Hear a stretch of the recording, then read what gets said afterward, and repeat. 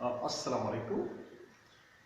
Dear students, Biology with Faiz Kani, and today I am here available with a new topic of class first year biology, which is called centrioles.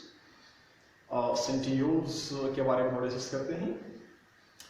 ये centrioles जो होते हैं ये आमतौर पर non membrane bonded organelles होती हैं जो मेम्ब्रेन बॉन्डेड नहीं होती हैं। मीन के सेल्स के अंदर जितनी भी ऑर्गेनेल्स हैं उनके अंदर ये नॉन मेम्ब्रेन बॉन्डेड ऑर्गेनेल हैं और आमतौर पर ये प्लांट सेल्स के अंदर जो है या एनिमल सेल्स के अंदर जो है वो पाई जाती हैं और कुछ जो है लोअर प्लांट्स के अंदर भी जो है ये पाई जाती है और कुछ फंगल लाइक प्रोटिस्ट होते हैं और फंजाई के अंदर फंजाई की स्पीशी के अंदर जो है ये पाई जाती हैं। डियर स्टूडेंट्स, उसके बाद जो है हम इनकी साइज की बात करते हैं। साइज की बात करेंगे तो साइज के अंदर दो चीजें जो हैं हम बेसिकली इसका जिक्र करेंगे। एक जो है हम उसकी डायमीटर की बात करेंगे, डायमीटर, और सेकंड जो है इसकी हम लेंथ की बात करेंगे। और डियर स्टूडेंट्स, इनका डायमीटर जो है वो आमतौर पर सेंट्रियोल्स का वो 0.015 जो है 0.15 से लेकर जो है हमारे पास 0.25 माइक्रोमीटर होता है, 25 माइक्रोमीटर। इनका डायमीटर जो है वो 0.15 से लेकर 0.25 जो है माइक्रोमीटर होता है।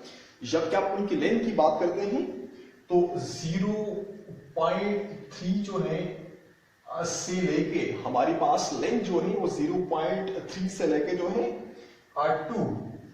2 माइक्रोमीटर जो है इनकी लेंथ होती है। तो एक एमसीक्यूज जो है आप यहाँ नोट कर सकते हैं। पूछ सकता है आपसे कि ये सेंट्रियोल जो होते हैं कहाँ पाए जाते हैं। ये आमतौर पर एनिमल सेल्स के अंदर पाए जाते हैं, फंजाई के अंदर पाए जाते हैं, कुछ लोअर प्लांट स्पीशी के अंदर पाए जाते हैं। और इनकी साइज के बारे में यूज नोट कर सकते हैं कि हमारे पास इसका डायमीटर जो है वो 0.15 जो है मीन के से लेके 0.25 माइक्रोमीटर का डायमीटर होता है और लेंथ जो है 0.3 से लेके 2 जो है माइक्रोमीटर इनकी लेंथ होती है। डियर स्टूडेंट्स, इसके बाद शेप की बात करते हैं। तो शेप अमूमन जो सेंट्रियोल जितने भी होते हैं इनका शेप जो होता है वो अमूमन ये ओवल शेप के होते हैं, अंदर से खोखले होते हैं, सॉरी राड शेप के होते हैं, मीन के सिलेंड्रिकल होते हैं। तो हम इसके बारे में लिख सकते हैं कि शेप जो है इनका दीज आर राड शेप, ये अमूमन जो है राड शेप के होते हैं या सिलेंडर लाइक होते हैं, अंदर से खोखले होते हैं। These are cylindrical in shape, or rod shape are cylindrical in shape. Shape की बात करेंगे, ये राड शेप होते हैं और सिलेंड्रिकल होते हैं, अंदर से खोखले होते हैं। डियर स्टूडेंट्स, उसके बाद जो है इनकी लोकेशन की बात करते हैं। लोकेशन में अमूमन जो है आमतौर पर ये बिल्कुल न्यूक्लियस के करीब लाई करते हैं।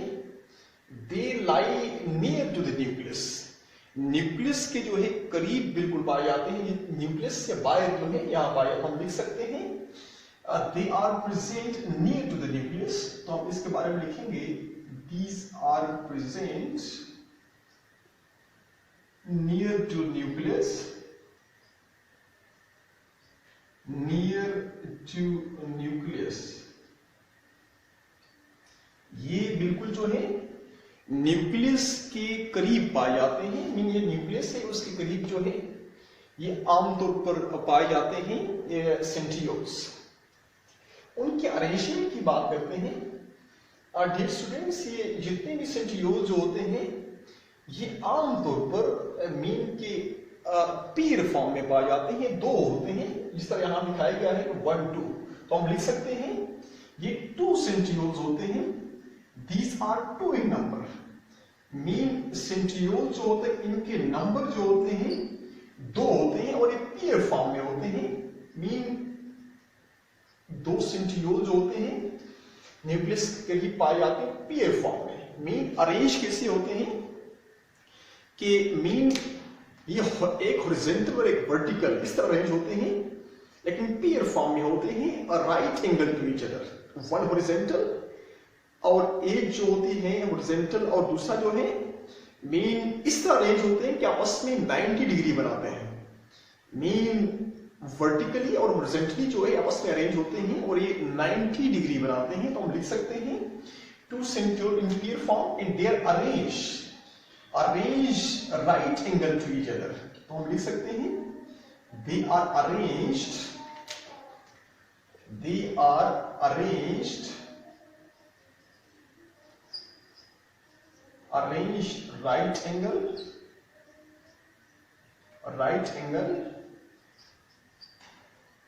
right angle to each other,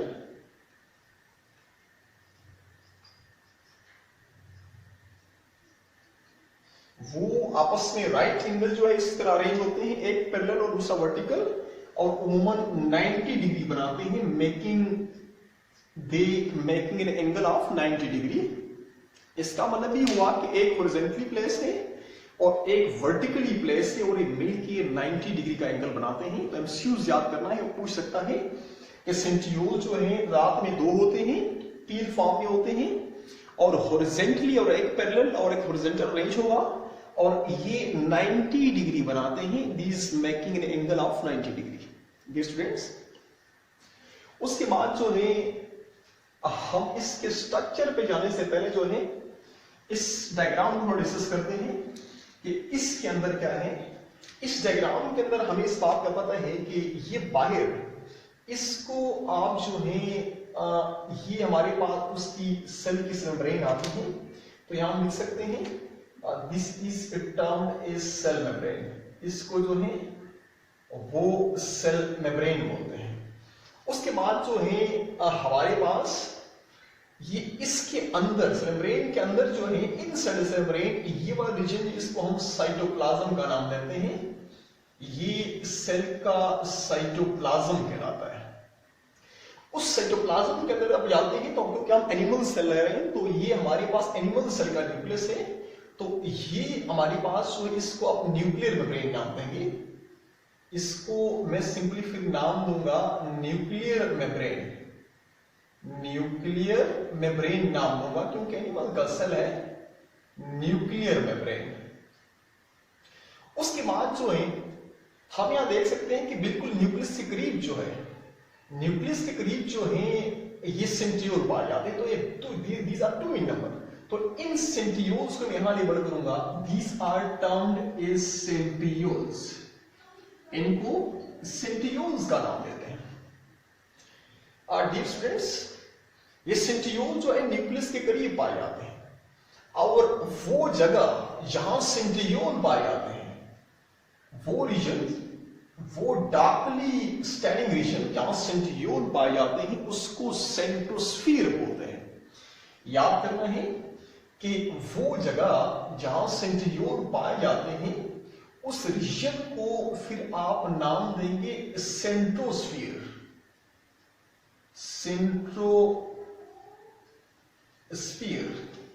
dear students, mean कि वो जगह जहां सेंट्रियोल पाए जाते हैं उसको सेंट्रोस्फीयर बोलते हैं। तो मीन इसका मतलब ये हुआ, ये सेंट्रोस्फीयर जो है डार्कली स्टेनिंग रीजन होता है। डार्कली स्टेनिंग रीजन से मुराद ये है कि यहां सेंट्रियोल पाए जाते हैं, और इस सेंट्रियोल और सेंट्रोस्फीयर को मिला के हम कलेक्टिवली फिर नाम देते हैं, हम सेंट्रोसोम नाम देते हैं, सेंट्रोसोम।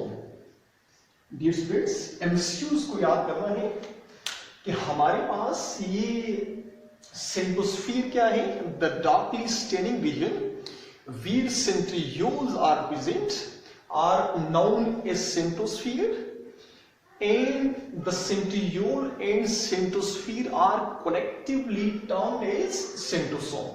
इसको याद करना है। उसके बाद जो है हम इसकी स्ट्रक्चर की बात करते हैं।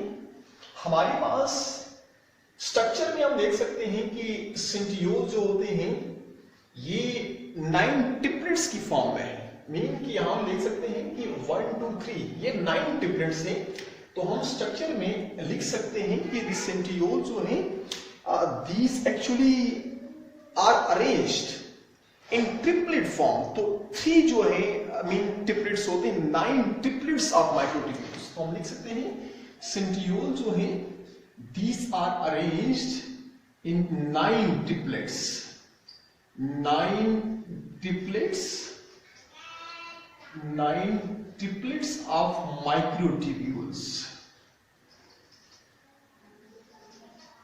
माइक्रोट्यूब्यूल जो होते हैं इनके 9 ट्रिपलेट्स होते हैं। 9 ट्रिपलेट्स से मुराद ये है कि 3 ट्रिपलेट्स जो हैं ये 9 इन नंबर होते हैं।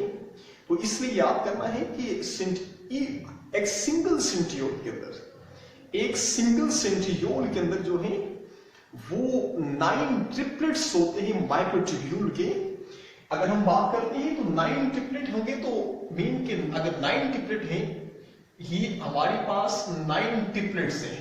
तो इन 9 ट्रिपलेट्स को अगर मल्टीप्लाई करो 9 मल्टीप्लाई बाय 3 तो हमारे पास 27 बनते हैं। It's mean that in a single centriole there are 27 जो है वो हमारे पास टोटल जो है माइक्रोट्यूब्यूल्स होती हैं। तो हम एमसीक्यूज याद करना है, एक सिंगल जो है हमारे पास सेंट्रियोल्स के अंदर 27 जो है वो माइक्रो ट्रिपलेट्स होते हैं माइक्रोट्यूब्यूल्स की।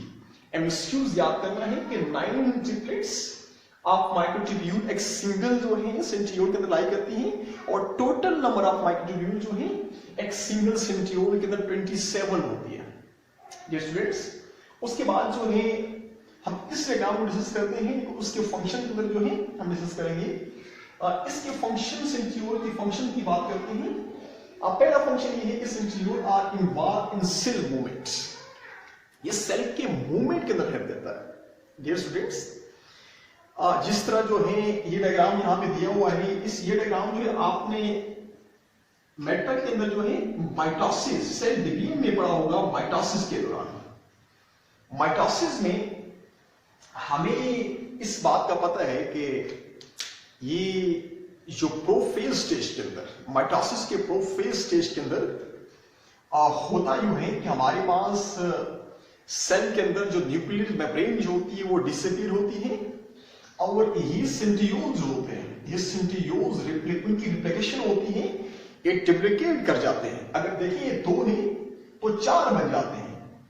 इनकी डुप्लीकेशन से जो है कि दोबारा ये मूव करते हैं अपोजिट पोल की तरफ। ये स्टूडेंट्स, माइटोसिस में था सेल डिवीजन के दौरान कि ये इसकी जो है प्रोफेज स्टेज के अंदर हमारे पास सेल की न्यूक्लियर मेम्ब्रेन डिसअपीयर होती है। सेंट्रियोल जो होते हैं ये अमूमन डुप्लीकेट करते रहते हैं और दांत में 4 बनते हैं और फिर मूव करते हैं अपोजिट पोल की तरफ, 2 इस तरफ 2 इस तरफ, जो अपोजिट तरफ मूव करते हैं। उसके बाद जो है हमारे पास फिर मेटाफेज प्लेट बनती है दरमियान में। डिस्कस करते हैं फंक्शन के अंदर।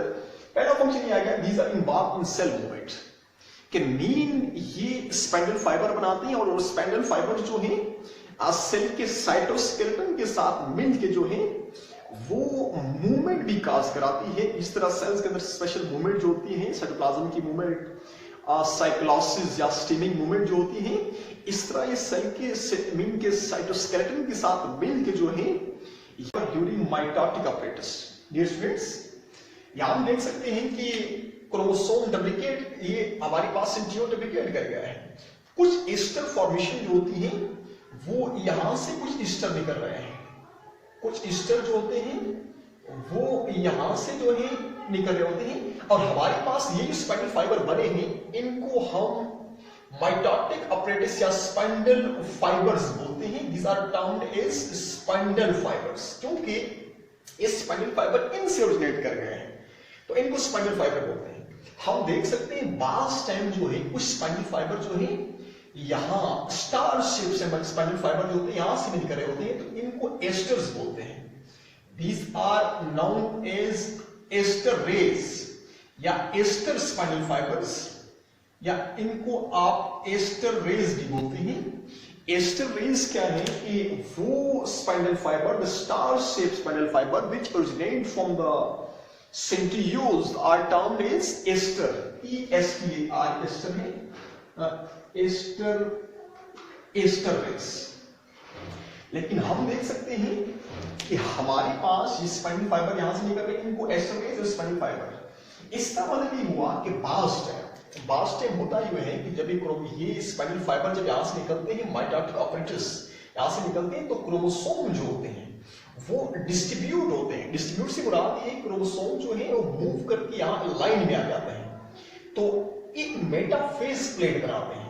Mean when the chromosome are arranged in one line, the plate is formed which is termed as metaphase plate. इस प्लेट को फिर आप क्या नाम देंगे? मेटाफेज प्लेट नाम देते हैं।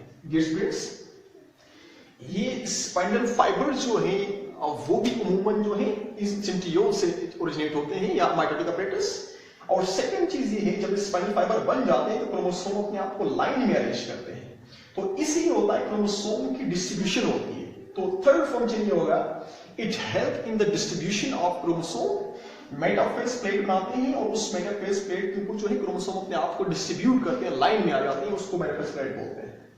लास्ट फंक्शन जो है, it form basal body kinetosome ciliate and flagella formation.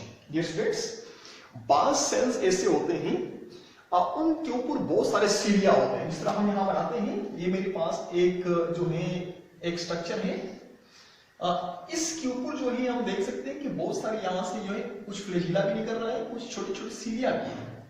Dear students, ये जो फ्लैजिला और सीलिया जहां से ओरिजिनेट करते हैं, इसको यहां नीचे जो हमारे पास सेंट्रियोल होता है, यहां पे जो है सेंट्रियोल्स होते हैं। ये जिस एरिया से ओरिजिनेट करते उसको बोलते हैं बेसल बॉडी। बेसल बॉडी, इसका मतलब ये हुआ कि हमारे पास बेसल बॉडी को बनाने के अंदर